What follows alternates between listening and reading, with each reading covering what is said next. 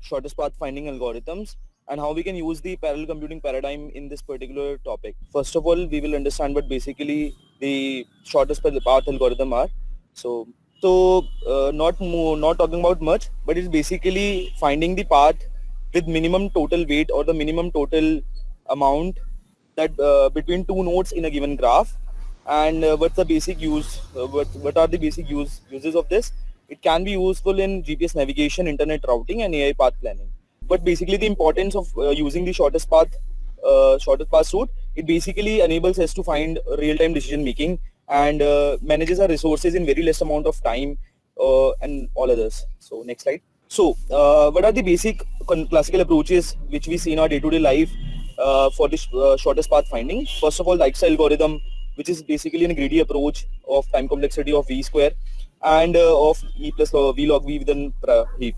And coming to the others, Bellman-Ford algorithm, Floyd-Warshall algorithm, BFS, and many others. So how we can implement the concept of parallel computing in finding the shortest path algorithm? So we will take example of Dijkastra algorithm and the Floyd-Warshall algorithm to explain this purpose. Okay, so what are the basic limitations of this? They require limitation of sequential or the conventional methods for shortest path finding. They basically use high time complexity for large graphs, not suitable for real-time large data, like in our day-to-day world where the data is dynamic and big. So we cannot use sequential methods.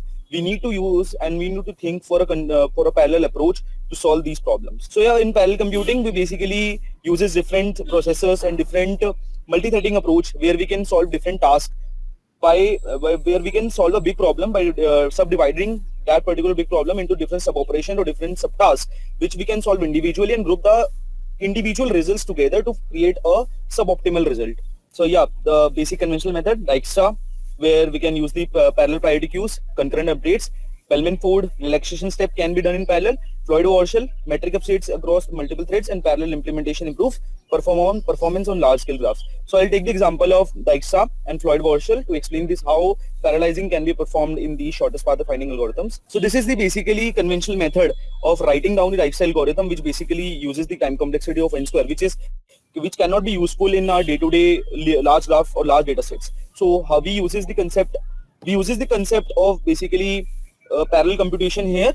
So since Dijkastra and Prim's algorithm are structurally similar, so we use the similar parallelization strategies. What we do, the main idea is to distribute the computation and min-hin operations among p different processors. So yes, this is now one processor can maintain the heap, which is the min priority queue, and other helps in relaxing the edges in the parallel. So it works like one processor can maintain the heap and the others help in relaxing the edges in the parallel thing.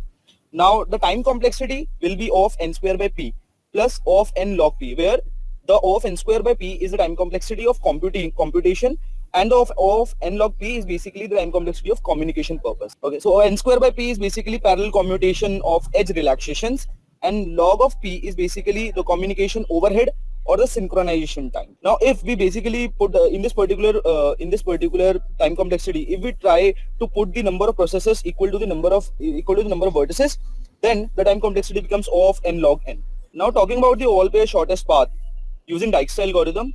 So this is also a very conventional approach in which if we perform these operations using a conventional approach, the time complexity comes nearly to of n cube.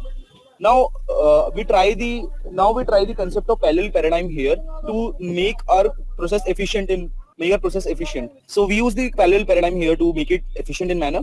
So this is the basic approach or the basic code which we write for the Dijkastra algorithm, which have a time complexity of n cube. Now what we'll try to do, so we will try to parallelize the outermost loop in the all pair shortest path, loop over each source node, and assign each processor a different starting node, which is the V of I. Now each processor runs Dijkastra from its node to all the other nodes independently. But what is the key advantage here?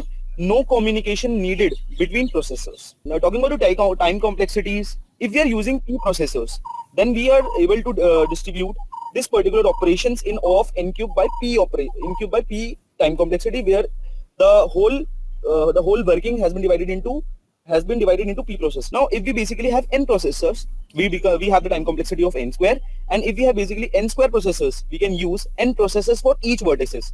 That means complexity becomes of n log n. So concising in a way, in a single point, if we're talking about a single point Dijkastra, if we use p processors, we can make it efficient. Similarly to the all pair shortest path algorithm, if we use different processors in different manners, we can also make it efficient and parallelly execute them to make it more efficient.